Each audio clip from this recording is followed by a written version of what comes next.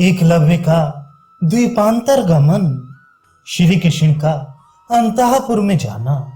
वैशंपायन जी कहते हैं, जन्मेजय तदनंतर बलवानों में श्रेष्ठ बलराम जी ने शक्ति से निषाद राज एकलव्य की छाती में प्रहार किया और फिर सिंह के समान गर्जना की।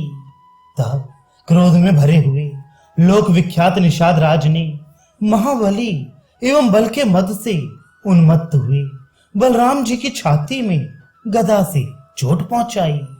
उसके द्वारा आहत होकर महाबली वृषणिपुंगव वीर बलभद्र एवं बलराम ने दोनों हाथों से अपनी ओर आती हुई उस प्राण हारिणी महाभयंकर गदा को पकड़कर एकलव्य पर आक्रमण किया। यह देखकर निषाद राज एकलव्य मगर आदि जल जंतुओं के निवास स्थान समुद्र की ओर भागा। निषाद राज एकलव्य के इस प्रकार भागने पर बलराम जी भी उसका पीछा करने लगे। वह जहां जहां गया वहां वहां वे भी गए। राजन, समुद्र में घुसकर निषाद राज एकलव्य 5 योजन दूर चला गया और वहां बलभद्र जी से डरता हुआ ही निवास करने लगा। नदेश्वर किसी दूसरे द्वीप में प्रवेश करके वह वहीं रहने लगा। इस प्रकार यदुनंदन बलराम जी ने निषाद राज पर विजय पाई। तदनंतर हलायुध बलराम जी ने मणि तथा रत्नों से विभूषित उस सुधर्मा सभा में प्रवेश किया। युद्ध में फंसे हुए सात्यकी भी उससे विरत हो सभा में लौट आए। राजन, अन्य यादव भी यथा अवसर वहां उपस्थित हुए।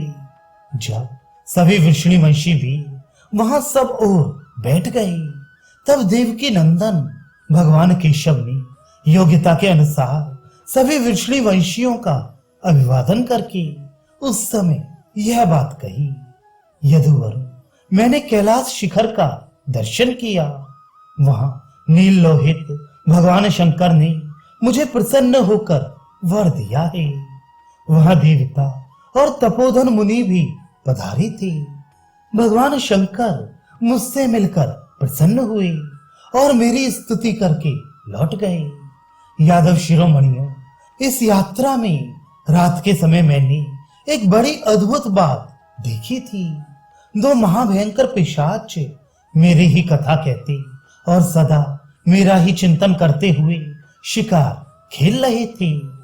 राजेंद्रगण, वे दोनों तपस्वी मुझे देखकर बड़े प्रसन्न हुए।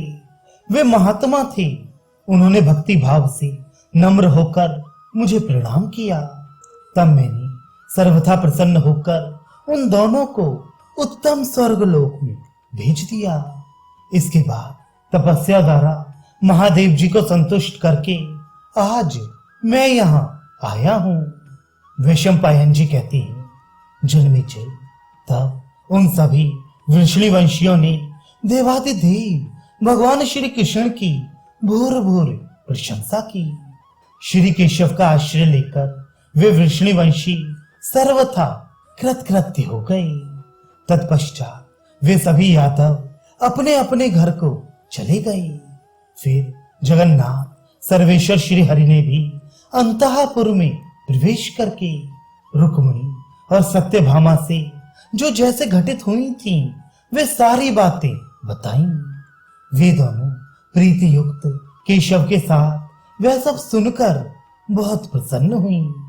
इस प्रकार मैंने तुमसे भगवान श्री कृष्ण की सारी लीलाएं कह सुनाई। श्री कृष्ण ने महाबली दुष्टों का वध करके सारी पृथ्वी का शासन किया। बड़े बड़े मुनियों से पूजित हुए। उन देवेश्वर ने घोर कर्म करने वाले नरकासुर को, नृपश्रेष्ठ पौंड्रक को, हयग्रीव और निशुंभ को तथा सुंद और उपसुंद को मारकर मुनियों एवं ब्राह्मणों की रक्षा की। भगवान केशव ब्राह्मणों को गौएं देकर उनके लिए धन भी देते थे। अग्निहोत्र करते और ब्राह्मणों को भोजन आदि से तृप्त करते थे। ब्रह्मचर्य पालन पूर्वक वेदों के स्वाध्याय से मुनियों को अनेक प्रकार के यज्ञों द्वारा देवताओं को तथा स्वधा कर्म से समस्त पितरों को सदा तृप्त करते रहते थे। प्रभु देवेश्वर श्री कृष्ण की निष्कंटक राज्य शासन करते समय ब्राह्मण आदि सारी प्रजाएं सुखपूर्वक ही जीवन निर्वाह करती थीं।